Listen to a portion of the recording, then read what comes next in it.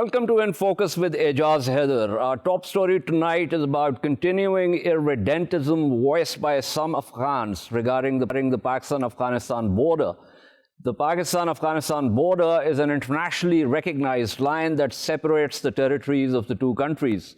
There's nothing disputed about it, but successive governments in Kabul over the past 7 decades have referred to the international border as Durand Line, harking back to treaties with the British Raj. The latest expression of this irredentism is a tweet by Amrullah Saleh, first Vice President of Afghanistan. Saleh's Twitter handle, whose screenshot you can see on your screens, does not indicate that he is using it in his private capacity. This is what he tweeted on 7 September, and I quote, "No Afghan politician of national stature can overlook the issue of Durand Line. It will condemn him or her in life and afterlife." Yes, he also mentioned afterlife. "It is an issue which needs discussions and resolution. Expecting us to gift it for free is unrealistic. Peshawar used to be the winter capital of Afghanistan." Well, you can see the screenshot of his tweet also. The tweet is still there, so it is difficult to assume that the current government in Kabul does not agree with it.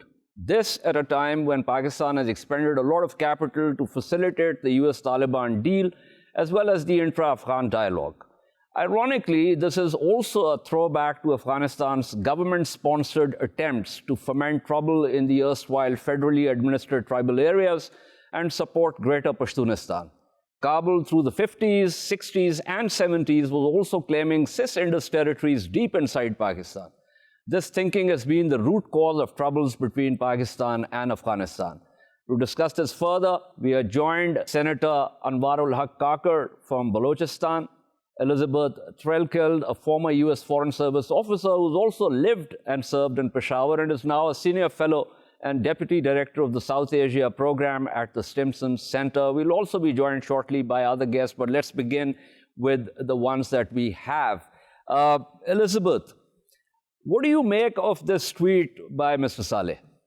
The Durand Line issue, the question of irredentism, is one of the few points of leverage that Afghanistan has vis-a-vis Pakistan in this ongoing conflict. And we've seen through that this is an issue that Afghan leaders are going to be willing to push on.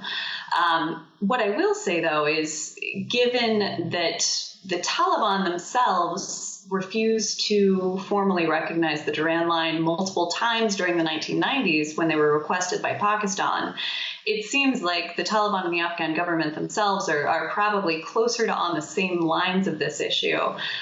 So the timing is a little bit strange heading into the talks, but I think it does remind us that Pakistan certainly is going to be looming large in those discussions. And this strikes me as more a restating of Afghanistan's longtime policy with regards to the Durand Line.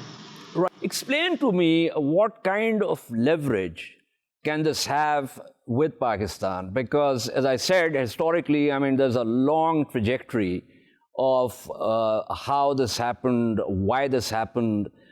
We also know that President Dawood had actually agreed to accept it as an internationally recognized line, and it is accepted there is no dispute. As I said, internationally, it is a recognized line. It's only Kabul, successive governments in Kabul, that have been raising questions. And this has been the cause of troubles, starting with the formation of Pakistan. So far from this being a leverage, I would assume that this is something which is not going to go down well in Islamabad. Yeah, I think that's certainly the case. But in terms of threat perceptions on both sides, as you were mentioning, we've seen over the past decades, this has been a recurring issue. And as you say, I should say that the U.S. and other international governments recognize the Durand Line as the international border. Some of the allegations we've heard recently in terms of the Durand Line agreement of having an expiration date of 100 years, that's not included in the actual agreement itself per the State Department and other sources. But in terms of the leverage that it represents, this is a threat perception that Pakistan holds. It's a deep insecurity. And You mentioned Dawood, for example. So just a couple of years after the 1971 war, when Dawood returned to power in Kabul, this was again on the front burner. The question of Pashtunistan and threat perceptions in Pakistan, that Afghanistan would try to use the Pashtun population in order to at least stir unrest in Pakistan. So more than Afghanistan having actual leverage to be able to change facts on the ground, it's more just a point of tension between the two sides, a point of insecurity that is felt in Pakistan. And ahead of the talks, when the Afghan government doesn't have a whole lot of leverage, this is one piece that I think we're seeing that they are going to be willing to try to play. One of those forgotten incidents of history where President Dawood had actually said that he'll recognize it in a meeting with then Prime Minister Zulfikar Ali Bhutto. And then, of course, Bhutto was ousted, and then ultimately President Dawood was also ousted. But let me pull in Senator Anwarullah Kakar here. Senator Kakar, this is one of those dead horses that Kabul tries to flog off and on. This is also, last time they did this was in the backdrop of the PTM movement. And you being a senator and also a Pashtun yourself, give me your sense of this Kabul's, repeated attempts to kind of lay claim to Pashtun rights in Pakistan. Thank you, Ejaz, for having me. I mean, you have very rightly explained it and expressed it that it's a dead horse. But as far as I can sense it, the Afghan successive governments are not allowing the funeral and the burial of this horse. So they're carrying the dead body for the last 7 decades and want to have a recreation and put in a fire into a dead matter. Why I'm saying so, even as a Pashtun or even as a citizen of the national Pakistani state, this issue was initially raised in 1948. And in 1948, Fakir of Ippi yes. Claimed and announced a Pashtunistan government out. And primarily the bases were that Waziristan as not being part of the British Empire, so the Pakistani state cannot carry on with the legacy as the whole tribal area, and particularly Waziristan, is independent. The matter was taken to the British Parliament in 1948 and was resolved, and as a legal entity and body, it was concluded that Pakistan is the legal heir. Why I'm saying so? These perceptions and reperceptions of 100 years or 200 years, since Amir Abdur Rahman, thrice Afghan government have supported and reinforced this agreement with the British. So they have sold the Pashtuns of these areas not once, not twice, but rather thrice. So even if I start thinking as a Pashtun nationalist, my brethren who has sold me thrice now wants to reclaim and have a greater Afghanistan or a greater Pashtunistan would have a very less attraction whatsoever for someone like me. And for all the practical reasons, to be honest with you, I've hardly seen any Pashtun nationalist on my side, on Pakistani side, who wants to reside in Wazir Akbar Khan in Kabul. But half of Afghan's Pashtun population, or rather quarter of it, or probably all of it, wants to reside either in Islamabad or in Lahore or in Karachi or in Quetta, Peshawar for that matter. So for them, the home is becoming Pakistan now. Rather than greater Afghanistan, they want to stay in greater Pakistan. All the socio-economic interests of these groups are now based and have a residual physical space in the state of Pakistan. Neither Afghanistan is Russia, nor we are Crimea. They don't have whatsoever leverage they claim or they project. My humble understanding is that post 9/11, when the US, NATO, and the rest of the forces they came, they wanted to alter the behavior of Pakistani state. So meanwhile, they changed their goalposts from combating terrorism, fighting Taliban, to these so-called overambitious ideas of alteration of geography. Once if we start talking about the alteration of geography and maps and its legality, it would have implications for the whole of Asia. It would not stop just on the doors of Pakistan. India would be included in it, Iran would be included in it, Israel would be included in it, current Saudi Arabia would be included in it. So you are challenging primarily the international order post-Second World War. It's not small. Yes, for rhetoric's purpose, whenever Afghan nationalists or Pashtun Afghan nationalists, I would qualify it further, they, for their own deficiency in terms of service delivery of Afghan state to the common Pashtuns and other Afghans like Tajiks and Hazaras and Uzbeks, Turkmen and the rest, when they fail, they want to have an emotional attraction and a political space created on the basis of those emotions and start talking about greater Afghanistan and greater Pashtunistan.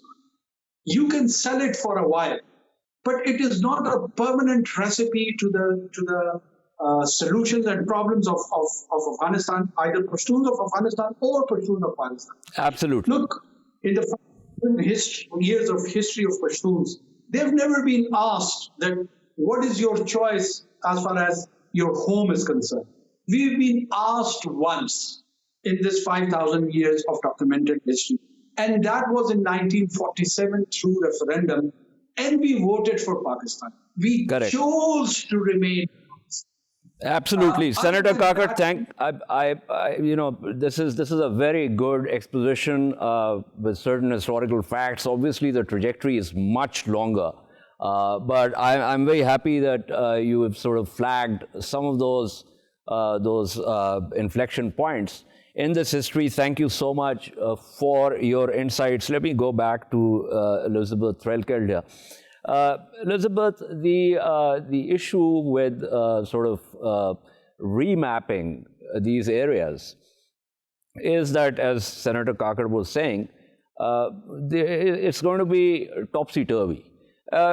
Within the United States, for instance, to take an example from your history, you fought a war of independence on the principle of segregation. Then you fought a civil war on the principle of integration. Now you have what we know as the United States of America. Now, if we are going to go back and start reframing and restructuring these maps, not just on the cartographic sheets, but on the ground, it's going to be a mess. I think that's right. It certainly will be, and it's important to put this in a broader context. Thinking about the colonial past that South Asia has experienced, it's not just the Durand Line. This is an issue that runs across the region. We're seeing tensions play out on the line of actual control between India and China right now. The line of control as well is obviously a deeply fraught and contested question. And emotions run high when it comes to all of these borders. I think it's let me introduce Elizabeth. See, line of control and line of actual control have a completely different background from what we have as the Pakistan-Afghanistan border. Yes, there was a line which was known as the Durand Line. Yes, there were these treaties, but there were, and we don't have time to go into the historical details of that, but it was accepted as an internationally recognized border.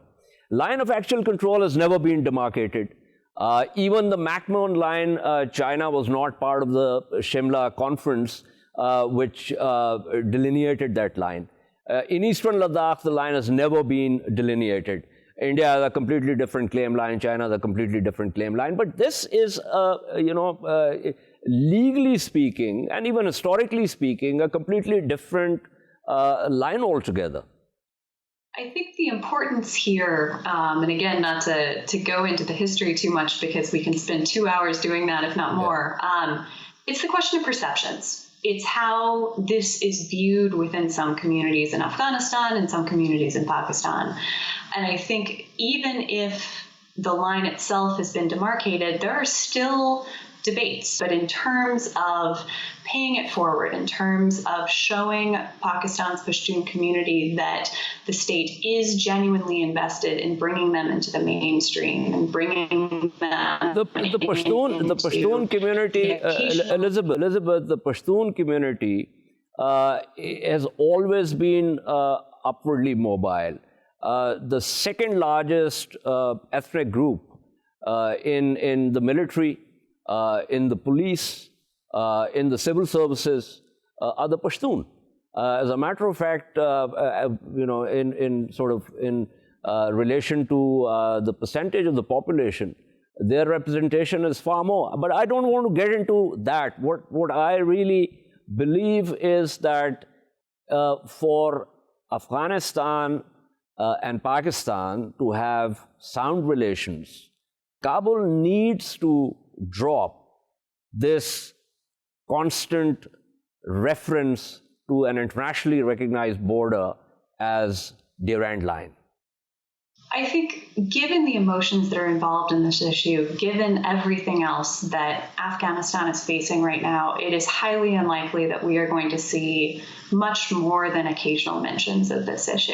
And I think, to my mind, Pakistan would be wise to take them in that spirit and to not overreact. Because the Pakistan is frankly not overreacting. In fact, I was talking to some officials after this tweet came out, and I was told that, look, we are not really taking this seriously at all because we believe that Amrullah Saleh is there because President Ashraf Ghani needed to have allies from different stakeholders, and we don't believe that Kabul officially has anything to do with this. But thank you so much. That was Elizabeth Threlkeld speaking with us on this issue. We are also joined now by Rahimullah Yusufzai, who's the resident editor of the news in Peshawar. Rahimullah sir, we were discussing Amrullah Saleh's tweet with reference to Pakistan-Afghanistan border. I want to get your take on this tweet, and how do you think we should react to this, if at all? I think first look at the timing of this tweet. The inter-Afghan dialogue is about to start. There were so many hurdles. For 6 months, Ashraf Ghani and Amrullah Saleh and their government delayed the release and exchange of prisoners. So I think there would be more delaying tactics in future also. Then I don't believe, Ejaz Haider, that Amrullah Saleh is saying all these things without consulting Ashraf Ghani. Ashraf Ghani has some very strong views. Sometimes he does not want to say it himself. So then he uses other people, and Amrullah Saleh is the one who can say anything against Pakistan, against Taliban. So I think that it's not Amrullah Saleh alone who has these kind of views regarding the Durand Line or the Pak-Afghan border. Now, look at this issue which he has raised. It's an issue which has never been properly discussed, and now he says there should be discussion and resolution. Afghanistan has never taken this issue to any international forum, the UN or the International Court of Justice. Why? Because it does not expect support from any quarter regarding this issue.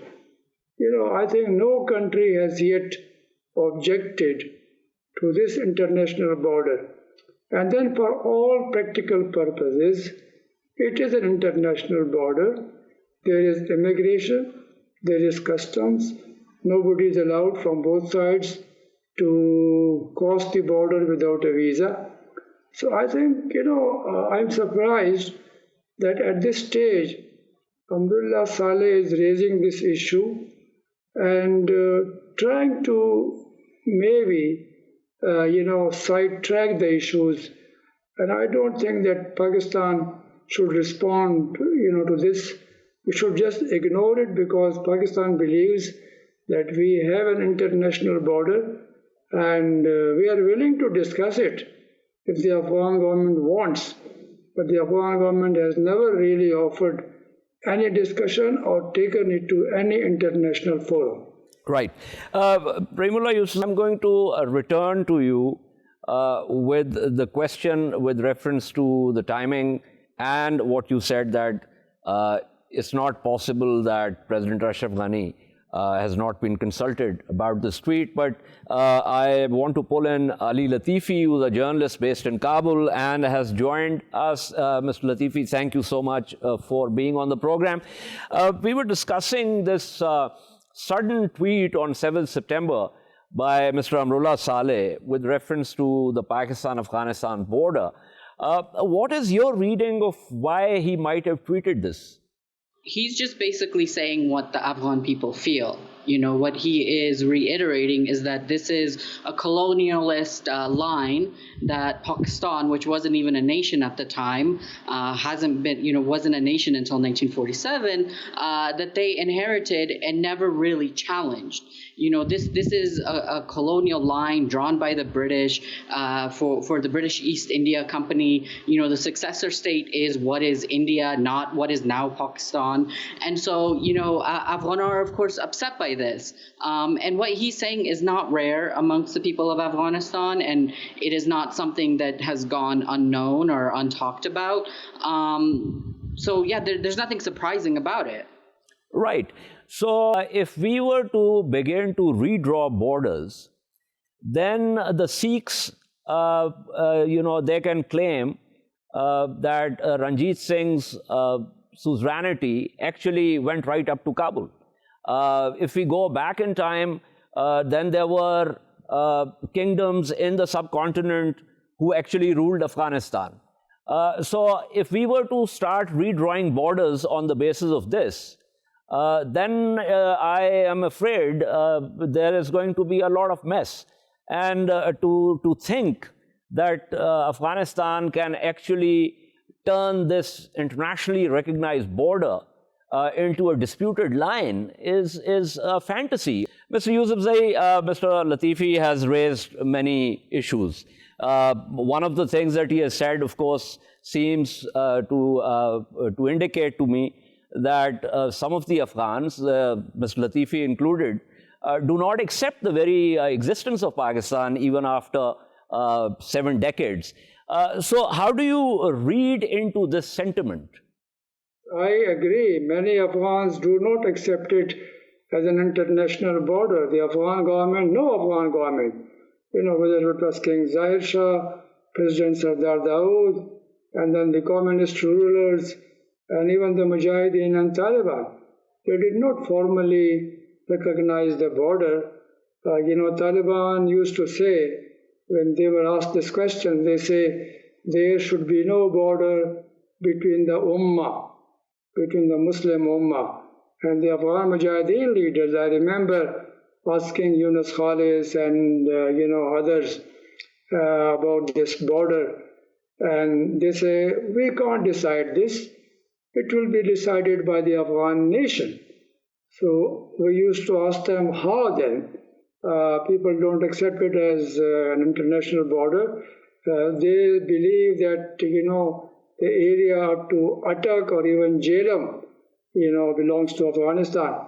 But let me tell you, this is something now 72 years old. And I'm surprised, why hasn't the Afghan government raised this issue at any international forum? Why it has not discussed this with Pakistan? Because, as Mr. Saleh is saying, it needs to be discussed.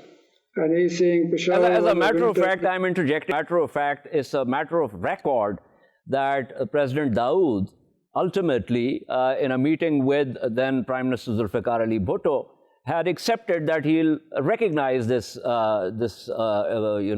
international border. But then it's one of those quirks of history that Mr. Bhutto was ousted, and then ultimately President Dawood got killed. So there were those attempts, but I have run out of time for this segment. Thank you so much to Mr. Latifi. Thank you to Mr. Rahimullah Yusufzai for speaking with us. We shall take a short break and return to discuss rising COVID cases in India and their impact on India's economy. Stay with us.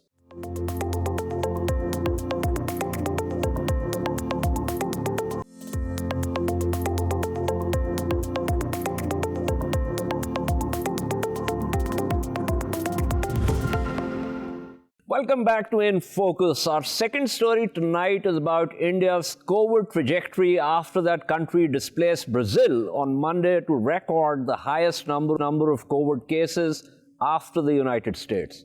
With its nationwide tally of 4.2 million exceeded only by the US figure of 6.2 million, India is adding more cases each day than any other country this year since the outbreak of the pandemic. Experts say there is no sign of a peak as cases surge in the world's second most populous country. It's becoming a double burden now. This is Rajiv Dasgupta, a professor of community health at the Jawaharlal Nehru University, speaking with Reuters. And he said the urban areas are not slowing down and rural areas are picking up. The economy has already suffered and the forecast is not healthy. To discuss this further, we are joined by Professor Arun Kumar, an economist based in New Delhi, and Dr. Nagaraajan Venkataraman, who's Professor Emeritus and has also dealt with issues related to the COVID Advisory Committee. Before I get to the economy part of it, let me pull in Dr. Nagaraajan Venkataraman here. Dr. Venkataraman, a couple of questions. One, why is it that the populations in Pakistan and Bangladesh have proven to be more resilient to this virus than the population in India? And I ask this question because I'm assuming as a layperson that this area people more or less have the same genetic disposition. And secondly, despite a very strict lockdown, why is it that the cases have been on the rise? It's a very good million-dollar question, but very difficult to answer. That's the only issue. That is, most of them have a genetic composition more or less similar, but not exactly, I would say. There are certain minor differences between the community of Pakistan and Bangladesh, and little variations are there because most of the pandemic don't affect Indians, and they do affect Pakistan and Lahore as well as the Bangladesh. So there may be a small, one issue is the genetic composition. Apart from genetic composition, there is an inherent immunity developed in them. Probably I could imagine that because there are no definite proof for anything, probably one could imagine that they have a herd immunity, inherent immunity in them, and the immunity protects them to a certain level, and also that Indians are not exposed to that amount of immunity. And second issue is, as far as the pollution is concerned, the lung capacity and as well as the lung receptors are supposed to be more involved in to be resilient to the coronavirus. That may be the little issue affecting India. And third issue is, I could say the public unawareness. Even though the government says a lot of information on this, that wear mask, keep away, keep distance away, but nothing is obeyed. That is a major issue I'm concerned. In spite of the fact that the government is spending a lot of money in propagation by way of television and by way of information, by paper news and everything, the only issue is it is not taken up well by the public and they take it very easy. As a clinician, I can say the death due to corona is not taken as a very serious issue by public. This is my personal experience. Because why is that the case? I mean, this is an interesting observation that you have presented. Why do you think that is the case? We see a lot of cases who are dying in a hospital, and they wait for some time. I'm telling the practical things. And the next problem is the body is taken up as safety measures, and everything is done by government, everything is done by corporation. And the next issue is what to do with that, because they don't understand the loss of earning community person. This is the mentality among people, and they work for the next issue, what to do next. And the loss is absolutely not mentally affecting these people. That's a surprise information for me, because I don't understand that. I cannot interact with them. That why you don't feel I have interacted, because we have in a place where city I am working in Madurai, we have started a post-COVID campaign. That is, we are observing people after COVID and for a long time, and this is going on for a month. On interview, the loss is not felt too much by them. I really understand what supports them, what supports their economy, what supports their mentality, etc., etc. Because psychological assessment I have done. Being a neuropsychologist, I assessed my psychological evaluation for them. Somehow or other, the support system is very high by the government to the people who are affected with the corona. Probably they don't feel the deficiency. That may be the issue, I think, one issue. And the corona death is, and even their relatives, they are not afraid of anything. Very surprising information for me. That's very strange. One final question, Dr. Venkataraman, before I move to the economy side of it. Given this, as one of the doctors quoted by Reuters said, that we cannot really talk about when we will reach the peak because the cases are surging. So what is your reading of the situation? I mean, how long do you think will it be before the peak is reached? Peak will reach, I don't know, it may take even 3 months. Even 3 months. Even 3 months. At this rate, 2 to 3 months. Okay, 2 to 3 months. And by that time, everybody will acquire herd immunity, and slowly it will come down. So it means that unfortunately there are going to be more cases and more mortality until the peak is reached. No. Actually, in centers, beautiful setups are there in the government, and the government discharges are very heavy. Even everybody gets admitted in the government hospital. The treatment is wonderful, and the discharge rate and the death rate has fairly come down in India, especially in Tamil Nadu where I live. And because of excellent care by the doctors, excellent care by the government. And now the death rate in government hospital has come down enormously well. But I do not know, I have no idea about the private hospitals. In private hospitals, I don't know, for the reasons best known to them, every case go for a complication. I do not know. Probably now the treatment looks very simple. So what about the rural areas where the health facilities are not that good? Rural area, it is again a surprise for me. Recently, I visited several rural areas.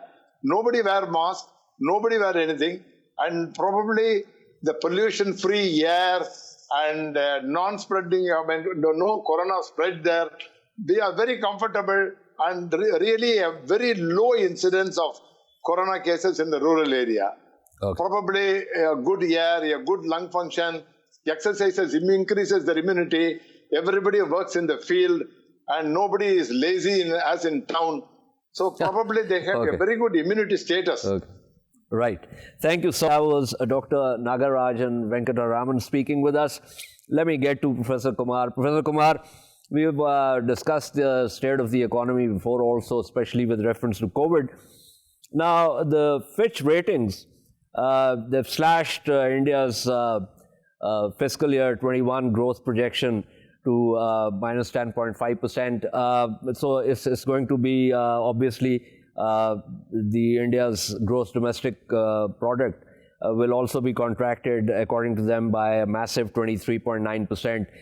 What are your projections? Because as Dr. Venkataraman said, cases are growing, even though people are recovering also. So what kind of scenario do you see unfolding?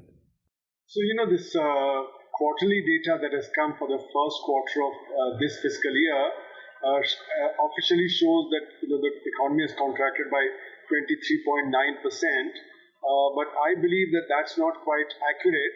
It has declined by more than 40%, because as the official document itself says, they didn't have the full data, and therefore they used proxies. They used, for instance, the corporate sector data, but the corporate sector results were declared only of those companies which were functioning well.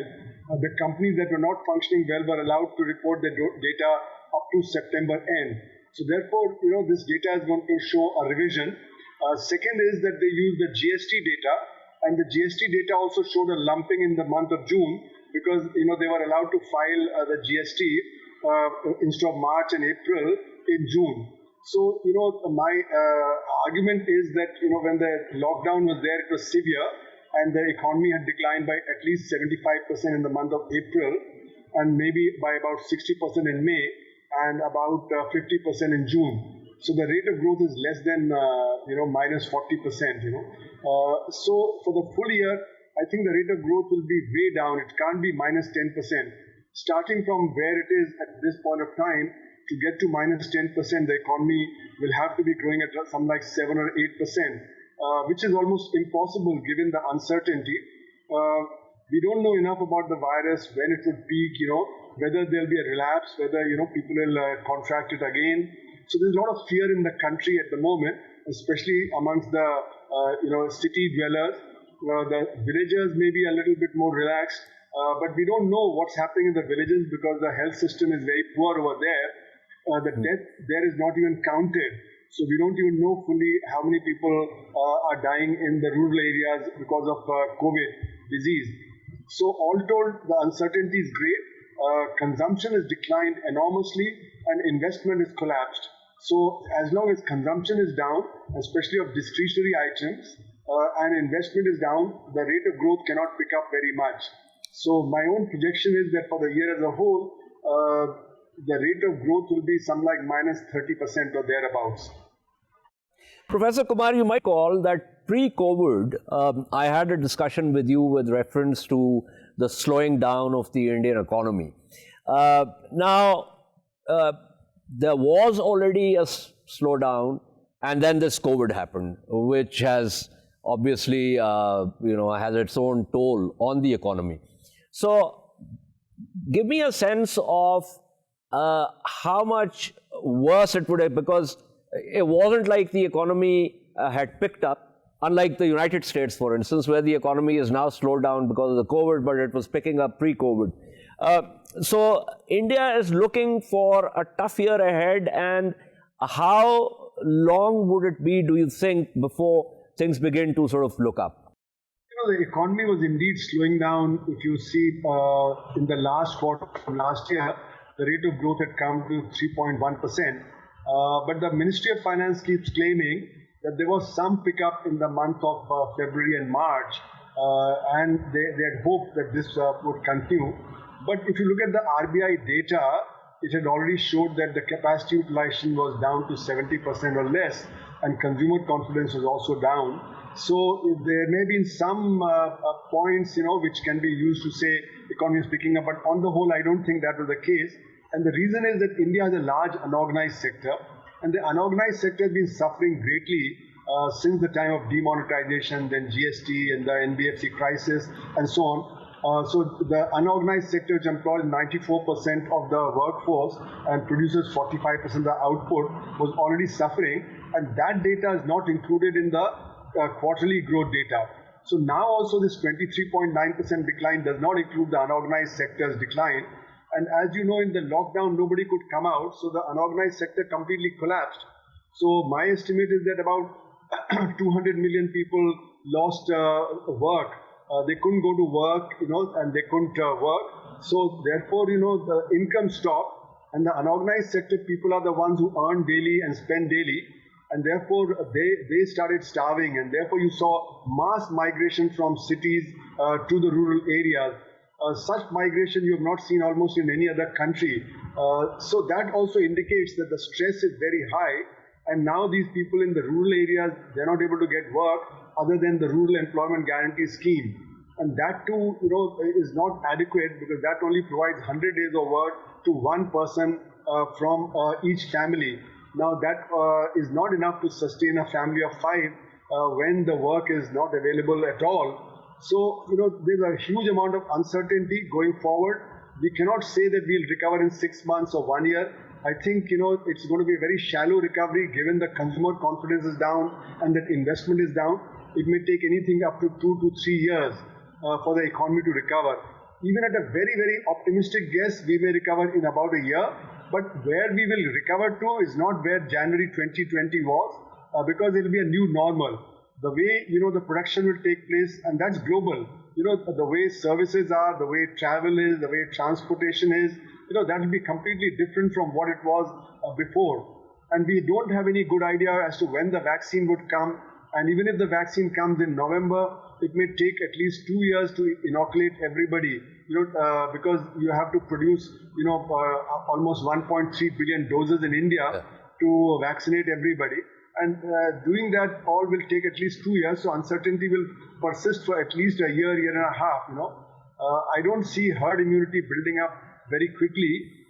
If the fact that is coming forward now is that people are getting reinfected. After they've been infected, then another 3-4 months down the line, they get reinfected. So the uncertainty will continue and the recovery will be very slow. Absolutely. This does look like a dismal picture. Thank you so much, Professor Arun Kumar. Always a pleasure speaking with you. This is all from In Focus tonight. We shall see you tomorrow. Keep following our latest updates on social media at indus.news. Good night and goodbye.